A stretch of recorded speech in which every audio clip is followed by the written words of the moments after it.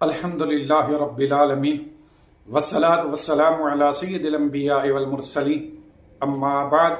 فاعوذ باللہ من الشیطان الرجیم بسم اللہ الرحمن الرحیم۔ حضرات محترم، آج ہم آپ کے سامنے نماز کا کون سا عمل سب سے افضل ہے اس حوالے سے ایک تعارض کی تطبیق قائم کریں گے۔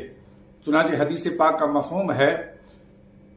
حضور نبی کریم صلی اللہ علیہ وآلہ وسلم کی بارگاہ میں استفسار کیا گیا کہ یا رسول اللہ، سب سے افضل عمل کون سا ہے؟ تو حضور علیہ السلام نے ارشاد فرمایا کہ نماز کے اندر لمبا قیام یہ اعمال میں سب سے افضل عمل ہے۔ اس حدیث پاک سے معلوم ہوا کہ نماز میں دراز قیام یہ نماز کے اعمال میں سے سب سے افضل عمل ہے، جبکہ اس کے برعکس دوسری حدیث پاک میں حضور نبی کریم صلی اللہ علیہ وآلہ وسلم نے ارشاد فرمایا کہ جب بندہ حالت سجدہ میں ہوتا ہے تو اللہ رب العزت اس کے سب سے زیادہ قریب ہوتا ہے، جس سے معلوم ہوا کہ نماز کے اعمال میں سے سب سے افضل ترین عمل یہ سجدہ ہے، اور وجہ یہ ہے کہ سجدے کی حالت میں اللہ رب العزت بندے کے سب سے زیادہ قریب ہوتا ہے۔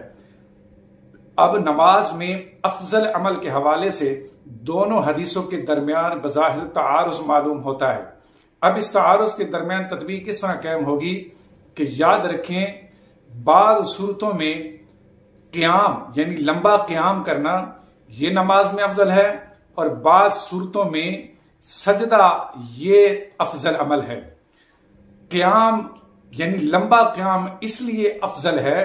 کہ قیام میں ایک تو قرات لمبی ہوتی ہے، اس میں مشقت زیادہ ہوتی ہے، اور اس میں آدمی کو تھکاوٹ بھی سب سے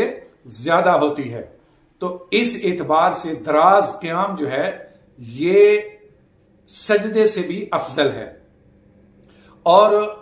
بصورت دیگر سجدہ کرنا یہ قیام سے افضل ہے، کیونکہ سجدے کے اندر انسان کی عاجزی اور انکساری کی انتہا ہو جاتی ہے، اور انسان کی عبودیت اپنے پورے درجہ کمال تک پہنچ جاتی ہے۔ اس وجہ سے سجدہ جو ہے یہ عام قیام سے افضل ہے۔ اب اگر اس تطبیق کو تسلیم کر لیا جائے تو احادیث کے درمیان تعارض بھی ختم ہو جائے گا، اور اس حل کے بعد اختلاف بھی ختم ہو جائے گا۔